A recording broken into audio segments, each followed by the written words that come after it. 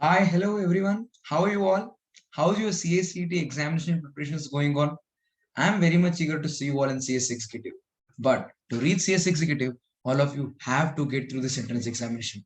I've helped you with the paper current affairs little ago when you people attended the regular classes or saw the recorded lectures. But I had told you very clearly that you would have to be updated with respect to this current affairs paper with the amendments to the syllabus that's happening regarding the current affairs that's there every month. We have to be reading our newspaper on a regular basis, but what is being issued by ICSI in the bulletin sounds way more important. And we also solve few MCQs, isn't it, every month as a part of our preparations. So here I am, fasting your last leg of preparations just before the upcoming examinations, and I'm bringing it to you April, March, and May month's bulletin. So let's start with the March month's bulletin. I hope you people have gone through the earlier month bulletins that was being discussed in detail in the video, and I've uploaded the same in the YouTube channel as well. It's just Academy's YouTube channel. You can check it from there. So the first news that's coming up from the month of March that's been specified in our bulletin is Ombudsman amendments. So basically, Ombudsman refers to an authority which usually exists in case of a public authority, meaning there is a public authority, there are people who are dependent on it. So when people have any grievances with the public authority, they need to reach out to them. If there is any policy changes that they need, or if there is any procedural changes that they need, or if there is any guidelines that's causing some sort of difficulty, anything of that sort, they can easily reach out to the ombudsman policy. So that's an ombudsman, what to say, usually authority that exists between the public authority and common people. So with regard to insurance, people had a lot of problems with respect to premium payments, claims, and a lot of other things. So with regard to that, the policies that were existing in ombudsman policy were very old. So an amendment was announced to the rules by an order by the government on 2nd of March 2021, which will ease up and then which will basically bring in the policyholders a right to file their what is it grievances online, because previously they had to physically go and then give in a written application. Now, during the pandemic, that's highly impossible. So it is eventually so happened that no one is able to put across their issues because of the pandemic. So much needed change has come in the insurance policy sector, wherein with regard to ombudsman, if you have any grievances, you can file it through online. So with regard to that, there is a public press note issued by the government. You can check that. But the takeaway is that filing the grievances under ombudsman policy can be done online because of the pandemic. And pandemic has changed a lot of things. A lot of things have become online, and this is one of them. A very good takeaway that way. So the next thing that's coming is Maitri Setu. So this is an amazing concept wherein it is initiated by the central government. And I personally saw this press meet wherein, not a press meet, but an announcement by Narendra Modi, the Prime Minister of the country, when he announced this Maitri Setu project between India and Bangladesh. So he kept specifying about the double engine policy of Tripura state. And this Maitri Setu will leave a remarkable impact on the state of Tripura. Agartala, which is a prime city in the state of Tripura, will become the first state or become the state with the closest access to the international port, because in the state of Tripura there is a river by name Feni. So they're building a bridge across the lake Feni, across the river Feni, which will reach out between India and Bangladesh. Like it will be a bridge between India and Bangladesh. So I've observed this long ago when I was in Assam, Meghalaya on backpacking trip basically.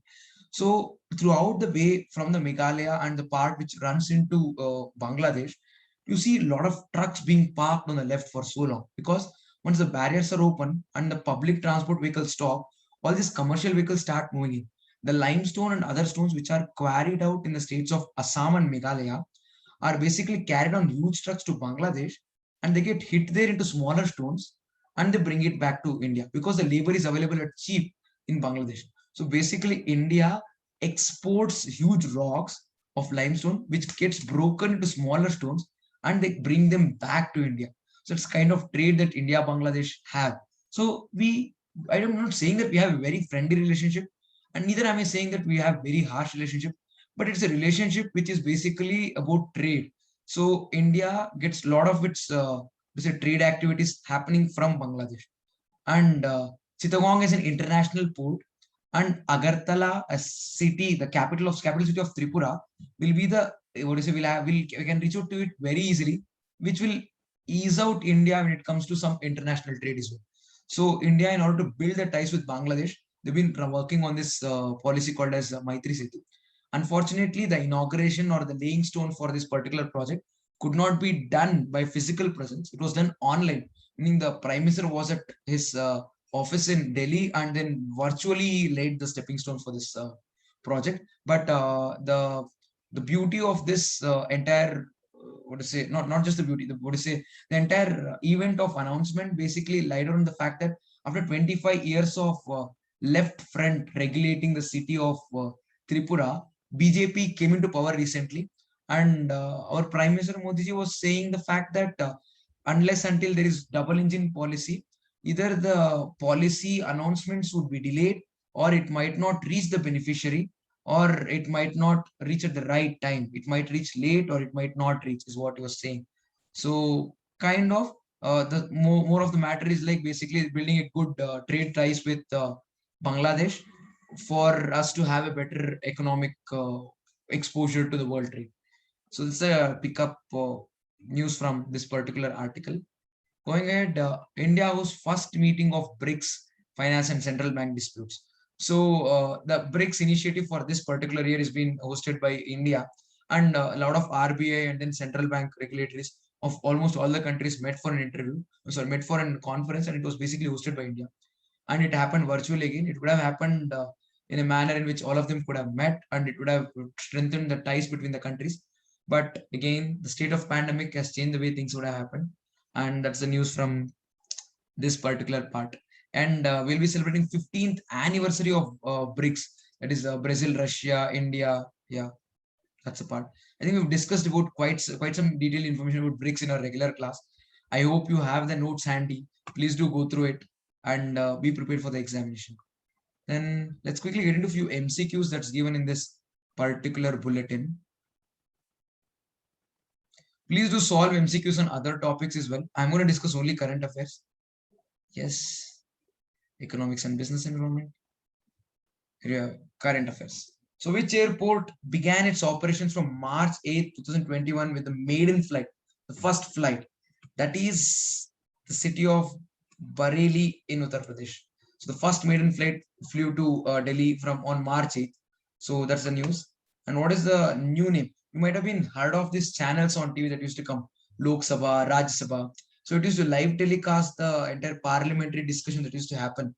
Yeah, that channel has been renamed now to Sansad. Sansad is the name of the channel now. And then we have Financial Action Task Force. So after that entire glitch that happened between India, Pakistan, and the entire thing, India had stopped trading with Pakistan. And then Financial Actions Task Force had announced the regulatory saying that we will not export certain things to Pakistan.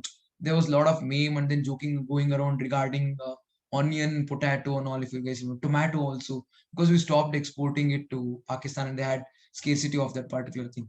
So they've extended the limitations on the financial transactions between Pakistan and India till June 2021. I think, yeah, till almost now, till the end of this month, basically. Yeah, we just ended this month, basically. So which city topped the list of cities in ease of living in 2020? So I'm very proud to say that it's a city where I live in. Bengaluru has been topping the list of cities with respect to ease of living. The ease of living index, it ranks top. Sorry, it ranks on the top in the year 2020. And which country has assumed the chairmanship of BRICS? I just mentioned a little while ago, the third article in present month's bulletin. That is, our country, India, is hosting is holding the chairmanship of the BRICS summit in 2021. Union Environment Minister Prakash Javadekar inaugurated Atal Paryavaran Bhavan in which union territory? This is basically news for a lot of reasons of late. It is the union territory of Lakshadweep. Yes. And which state will host Khelo India University Games 2021? We discussed about Khelo India project and Khelo India Games, how it's happening in youth and sports in our regular class discussion. You might be aware of it. State of Karnataka is hosting the Khelo India University Games in 2021. Then going ahead, who won Dada Saheb Palke Award 2021 in Critics Best Actor category? It is the late legendary Sushant Singh Rajput. We all love him. We all miss him. Yes. So Sushant Singh Rajput has won the Best Critics Award in the year 2021. Dada Sai Palke Award. Yeah, Critics Award for the best category. Critics Best category, Best Actor category. Yes. Which actor has become the first one? Uh, so which state has become the first one to table a paperless budget? It was the state of Uttar Pradesh. See, initially the first maiden flight Bareilly also happened to be so, and then Uttar Pradesh again. So it's in news for twice. And Bengaluru, the say ease of living index, and Karnataka hosting Kilo India Games. Karnataka is also in news twice again today.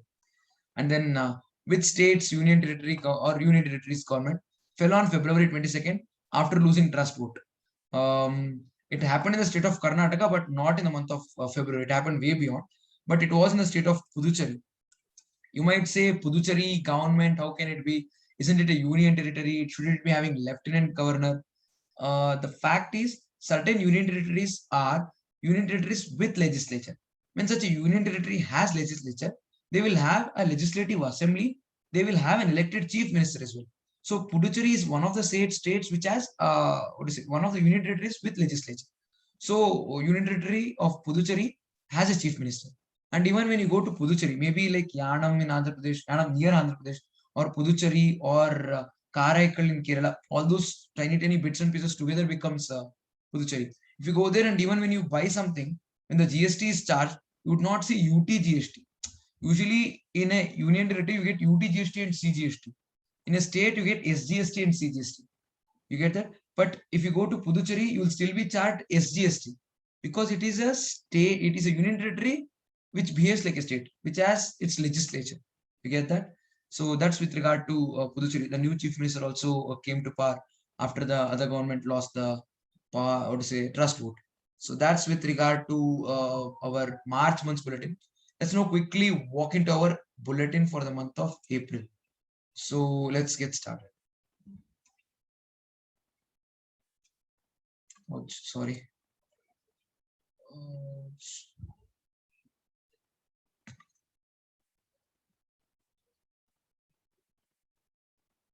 Huh. So April month's bulletin starts with Pariksha Pe Charcha. So there was a lot of Pariksha Pe Charcha, like meaning Narendra Modi ji addressed the students of the country and then he basically spoke about a lot of things with regard to how exactly should students be preparing for the examination. A lot of tips to take away for all of us. Yeah, you can read all of this, like not to fear the exams, just take exams as a way it goes. Be having another habit or a hobby or basically things. And parents also should work on students' weakness. Lot of important tips which you can always read with regard to this. And then I'll quickly run into the MCQs because these are all tips for the examination and there was nothing else printed in this month's bulletin. Then we have MCQs. Yes, who has been appointed as the chairman of Airports Authority of India? It is Mr. Sanjeev Kumar, who's been appointed as the chairman of Airports Authority of India. Three Rafale fighter jets reached India on March 31st. How many do we have as of date? Yeah, as of date, we have 14 Rafale jets together. Yes. Then, which nation is planning to construct world's first ship tunnel? So it's a tunnel within which a ship can go. Yes, fine. It is definitely Norway. Yes, going ahead. Who will be the 48th Chief Justice of India? It is Chief Justice N.V. Ramana. And then Competition Commission of India has issued an order to investigate into the messaging privacy policy. So that is with regard to WhatsApp and Facebook being monitored. Are they affecting the privacy policy of the users is a big question. So this end-to-end encryption, but there are a lot of questions raised on this.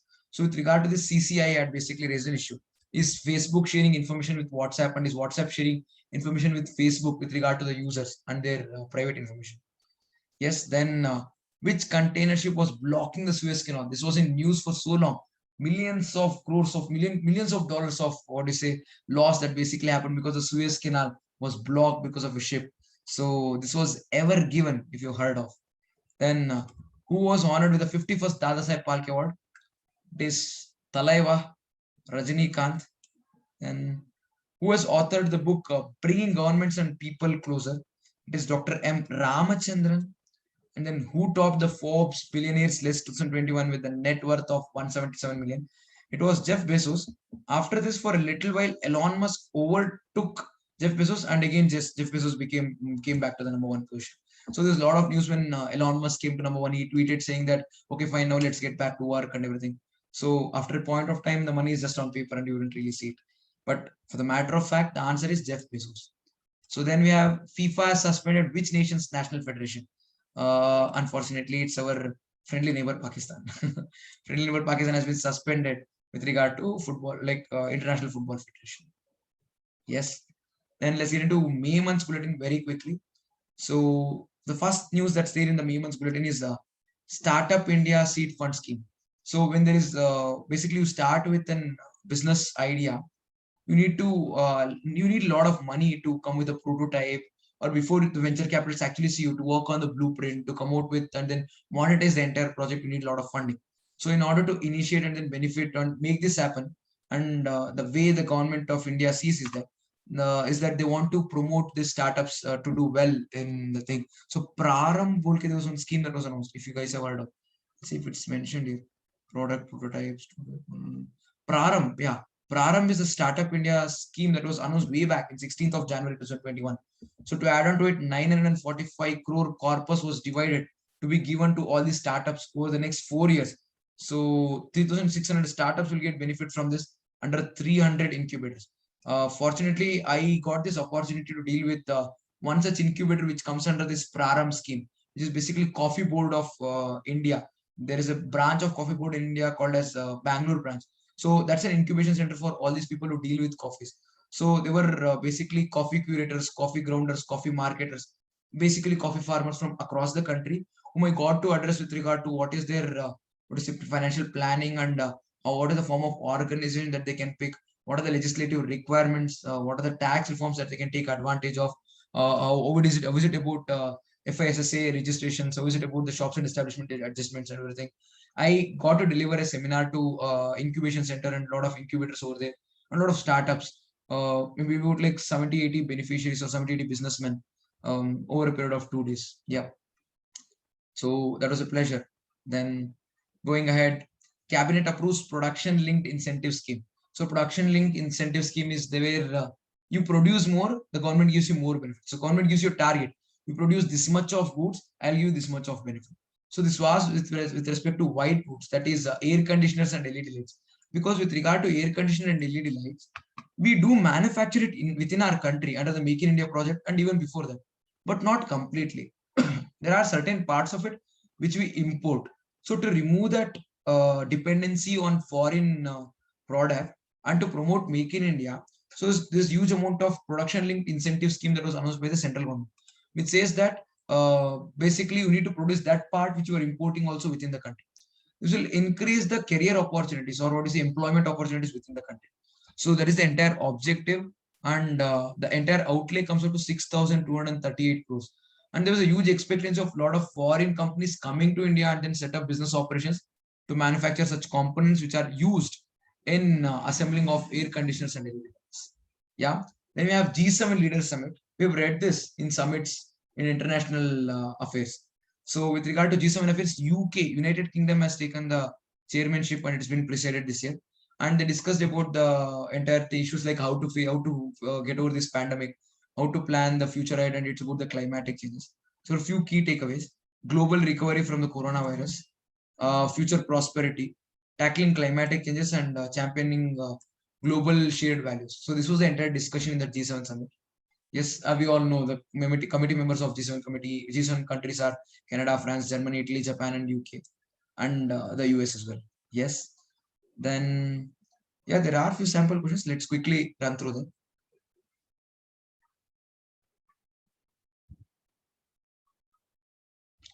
Yeah, to start with, who among the following has been appointed as the deputy governor of RBI?